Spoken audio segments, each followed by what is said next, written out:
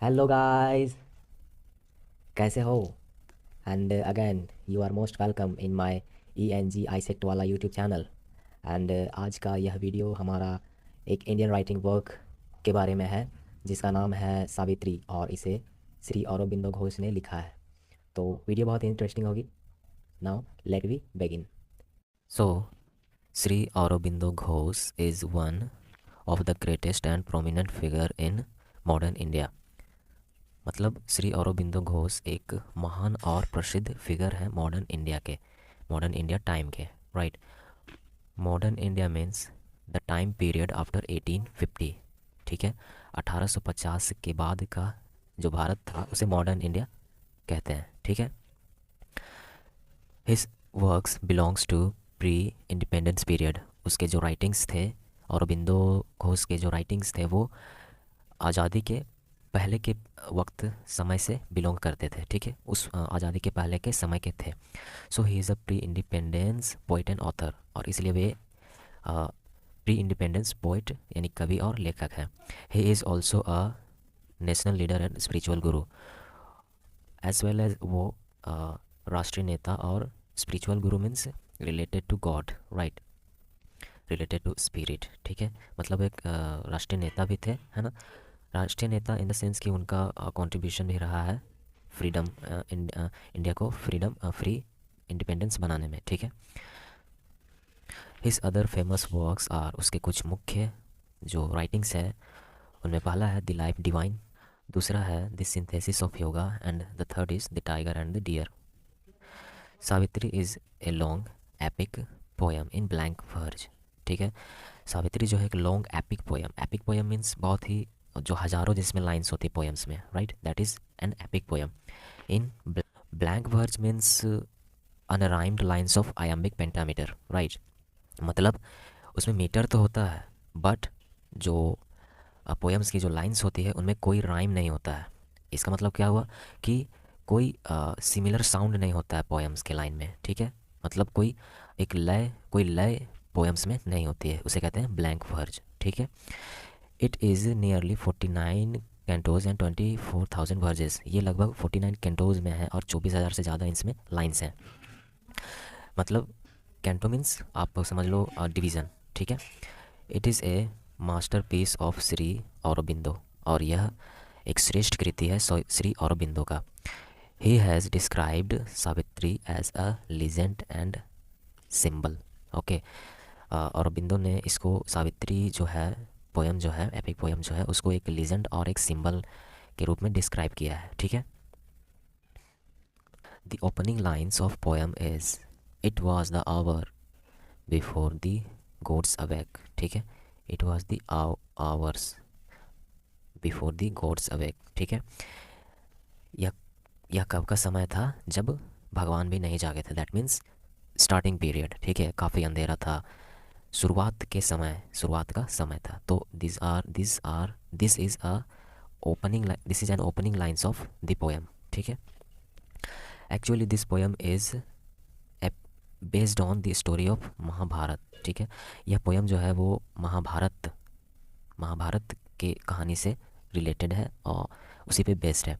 The story is about a king of Madra named Ashwapati. ये कहानी जो है वो एक मद्र नाम के राजा जो थे उनसे है, सॉरी, मद्र के जो राजा थे, मद्र नरेश जो थे, अश्वपति जिनका नाम था उससे संबंधित है, उसकी कहानी है। He was a childless means he had no child, okay.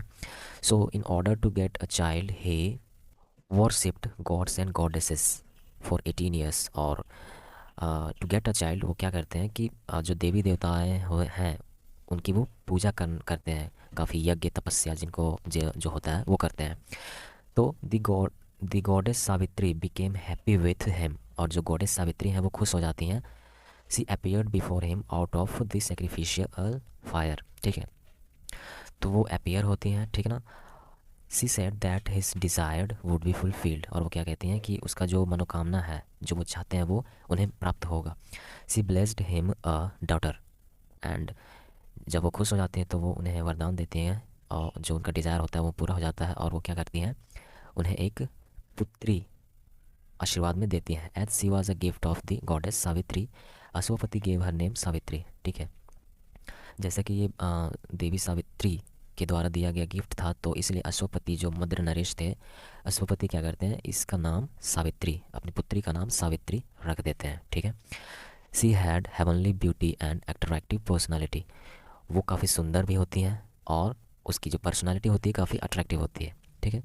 एक बोल्ड पर्सनालिटी होती है उनकी।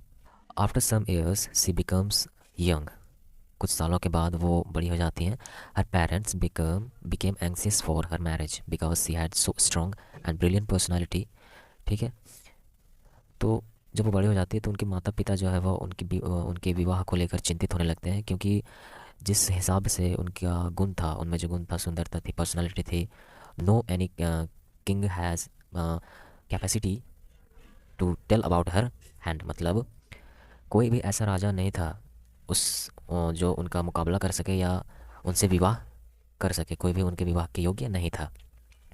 It was very difficult for them to find a prince for her, ठीक है ना, उनके लिए बहुत मुश्किल हो गया था उसके लिए एक राजा ढूंढना। Thus Ashwapati asked her to go around the country elect her prince, तो उन्होंने क्या कहा कि आप सावित्री, आप खुद से ही अपने प्रिंस को सेलेक्ट करो, खुद ही ढूंढ लो। तो ना आफ्टर कंप्लीटिंग हर जर्नी, ठीक है, तो वो चली जाती हैं और जब वो अपनी जर्नी को कंप्लीट करके वापस लौटती हैं, she return to her father's palace. At that time the great sage Narad muni was there. तो जब वो रिटर्न आती हैं अपने फादर के होम में, ठीक है, तो उस वक्त क्या होता है कि ग्रेट सेज जो महान संत नारद मुनि जो होते हैं वो भी वहाँ प्रेजेंट होते हैं, ठीक है। She disclosed her choice of Satyavan who was the son of king Dyumatsena, ठीक है। वो बताती हैं कि वो सत्यवान के बारे में बताती हैं जो द्युमत सेन राजा का पुत्र होता है। Dyumatsena was living in exile because his enemies had taken advantages of his blindness and driven him out of his kingdom. Dyumatsena कौन था? एक एग्जाइल मीन्स उन्हें बाहर निकाल दिया गया था अपने राज्य से। क्यों? क्योंकि वो अंधे थे। द्युमत सेन अंधे थे, उनकी वाइफ और वो जो थे उनको निकाल दिया गया था अंधापन का फ़ायदा उठाकर उनके राज्य से बाहर। Satyavan was living in a forest along with his father and mother, ठीक है। तो सत्यवान जो था वो फॉरेस्ट में रह रहे थे अपने माता पिता के साथ में, ठीक है। The young Prince Satyavan was brave, intelligent, generous and forgiving. Satyavan भी काफ़ी गुणी थे, है ना, काफ़ी बहादुर थे, तेज तरार थे और क्षमाहीन थे, उनमें बहुत सारे गुण थे। The parents therefore approved her choice, but parents जो थे सावित्री के जो पेरेंट्स थे वे अप्रूव कर देते हैं उनके चॉइस को, but Narad disapproved of the choice because there was a prophecy that Satyavan would die after 1 year. तो उनके माता पिता तो उनकी पसंद में हाँ मिला देते हैं, बट जो नारद होते हैं, नारद मुनि होते हैं, वो इसकी पसंद को वो ठुकरा देते हैं, क्योंकि उन्हें पता था, उन्होंने एक भविष्यवाणी, उनको पता था कि 1 साल के बाद सत्यवान की मृत्यु हो जाएगी। इसलिए नारद मुनि इस चॉइस के विरुद्ध थे, सावित्री के चॉइस के विरुद्ध थे, ठीक है। मतलब इन द सेंस हम लोग कह सकते हैं कि वो विवाह नहीं करवाना चाहते थे, ठीक है, विवाह ना हो ये चाहते थे। But Savitri had made the choice, but Savitri ने तो अपना पसंद बना लिया था, अपना मन बना लिया था। So she was accordingly married to Satyavan, और इसलिए उनका जो नियम अनुसार उनका विवाह जो सत्यवान से कर दिया जाता है। She was very happy and 1 year passed away. तो विवाह हो जाता है, वो बहुत खुश होती हैं सत्यवान को पा करके, और इसी तरह उनका 1 साल जो है वो बीत जाता है। Now there is an important quotation, this was the day when Satyavan must die, right.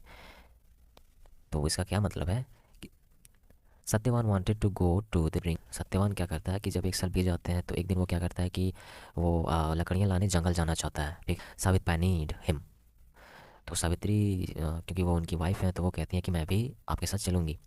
They reached in forest and Satyavan started to cut woods. जब वो जंगल में पहुंचती हैं तो सत्यवान जो है वो अपना लकड़ी काटना शुरू कर देते हैं। Suddenly Satyavan in his head Savitri offers her lap for rest. अचानक सत्यवान के सर में दर्द सा होने लगता है, और इसलिए वो क्या करता है, सत्यवान सावित्री के जो लैप होती है होता है उनमें वो रेस्ट थोड़ी देर के लिए करने लगते हैं, ठीक है। After some time Satyavan fell asleep and Savitri saw the god of death Yama standing before her. कुछ समय के बाद क्या होता है कि वो जो सत्यवान होते हैं वो मूर्छित हो जाते हैं, ठीक है। एंड जस्ट उसी वक्त सावित्री क्या देखती है कि यमराज जो मृत्यु के देव हैं वो प्रकट हो जाते हैं उसके सामने, ठीक है। He said that he had came to take the life of Satyavan and accordingly took it. वो क्या कहते हैं कि मैं यहाँ सत्यवान के जीवन को लेने आया हूँ, ठीक है। और वो जो नियम होता है नियम अनुसार वो ले लेते हैं, उसकी आत्मा को ले लेते हैं, अपने साथ ले जाते हैं, ठीक है। Savitri followed the spirit of Satyavan as she can not live without Satyavan, ठीक है। Savitri as she is a wife of Satyavan, so वो क्या करती है कि वो उस स्पिरिट सत्यवान के स्पिरिट को फॉलो करती रहती हैं, ठीक है, क्योंकि वो उनके बिना रह भी नहीं सकती थी। सी फॉलोज एंड फॉलोज यमा, वो बहुत लॉन्ग टाइम तक यमराज के मना करने के बावजूद भी क्या करती हैं, सावित्री सत्यवान के स्पिरिट को और यमा को फॉलो करते रहती है, जहाँ जहाँ जाते हैं वहाँ वहाँ उनका पीछा करने लगती है। यमा is very much impressed by her determination, ठीक है। और यमराज जब ये डिटर्मिनेशन देखते हैं एक वाइफ का अपने हस्बैंड के लिए तो वो काफ़ी इम्प्रेस हो जाते हैं, ठीक है। He became very happy and gives many bones, the last of them was the reason of returning the life of Satyavan again, ठीक है। जो अंतिम वरदान जो होता है वो ऐसा होता है कि सत्यवान की लाइफ को अगेंस्ट उन्हें रिटर्न करना ही पड़ता है, ठीक है, सावित्री को। Thus Savitri triumphs over death and gods by her belief and determinations, ठीक है। और इसलिए इस सावित्री जो है वो क्या है कि जीत जाती है मृत्यु से और भगवान दोनों से, अपने बिलीव और डिटर्मिनेशन से, ठीक है। So let we come to the themes, right. So जो थीम है, विषय है इस पोएम का, उनमें पहला है मिस्टिसिज्म, ठीक है। मिस्टिसिज्म क्या है? Such poems are called mystical. This type of poems, मतलब जो सावित्री पोएम है उसको भी हम एक मिस्टिकल पोएम कहते हैं, ठीक है। This means that the poet identifies himself with God, ठीक है ना। मतलब ये उस तरह का पोएम होता है जिसमें जो राइटर्स होते हैं, ठीक है, वो अपने आप को गॉड से मिला लेते हैं, ठीक है। मतलब गॉड भगवान से उनका मेल हो जाता है, ठीक है। जो असीम शक्ति होती है उनके बारे में वो लिखते हैं। The poet has become a part of unknown and supreme, right. Unknown and supreme means जो जिसके बारे में पता नहीं है, जो सर्वोच्च है, ठीक है, उसके बारे में उससे वो उसका एक पार्ट हो जाते हैं पोइट। और this type of poems are called mystical, ठीक है। द स्टोरी ऑफ सेकेंड जो है थीम वो है the story of Satyavan and Savitri exemplifies Hindu ideals of a wife's devotion to her husband, ठीक है। जो सत्यवान और सावित्री का ये जो पोएम है वो क्या एग्जाम्पलीफाई करता है? हिंदू आइडियल्स का, है ना। हिंदू धर्म के जो आइडियल्स होते हैं उनमें क्या, तो एक वाइफ का डिवोशन टुवर्ड्स हिज हस्बैंड, ठीक है। It was her devotion and strength that brings him back to life, ठीक है। ये सावित्री का जो डिवोशन था, जो उसकी शक्ति थी, वही सत्यवान के जीवन को वापस लाने का कारण बनता है, ठीक है। तीसरा थीम है also here we see eternity, right.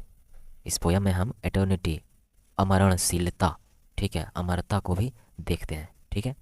Savitri follows Yama with power of her purity, the loving wife forces him to return her husband, ठीक है। सावित्री क्या करती है कि यमा को फॉलो करती है अपने पावर ऑफ प्योरिटी और लविंग पावर से, ठीक है, ठीक है। और इसी पावर से वो यमा को भी फोर्स कर देती हैं, उनको भी मजबूर कर देती हैं अपने हस्बैंड के वाइफ को रिटर्न करने के लिए, ठीक है। The poet highlights the divine and spiritual love between Savitri and Satyavan.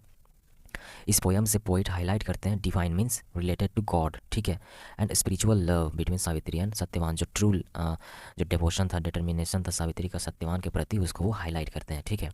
Savitri is the symbol of making impossible to possible. Savitri क्या है? एक प्रतीक है, इम्पॉसिबल्स को उन्होंने पॉसिबल में कन्वर्ट कर दिया अपने डिटर्मिनेशन और प्योरिटी से, ठीक है। अपना at the end to conclude through this poem Aurobindo has given the picture of victory of believes spiritual love and mysticism, ठीक है।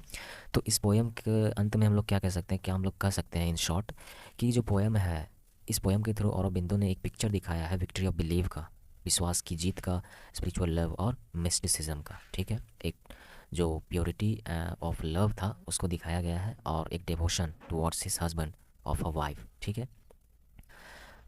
तो so guys, the video of the an epic poem Savitri ends here, and thank you guys.